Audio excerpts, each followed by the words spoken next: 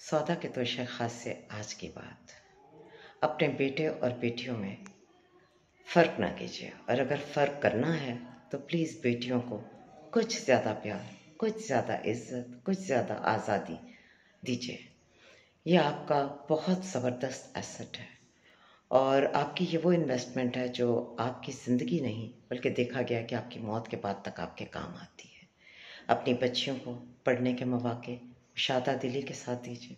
उन पर यकीन अपने बेटों से भी बढ़कर रखिए। एहतियात ज़रूर कीजिए, क्योंकि यकीनन हमारा माशरा ऐसा नहीं है कि हम जो सोच रहे हैं वैसा ही सब हो जाए।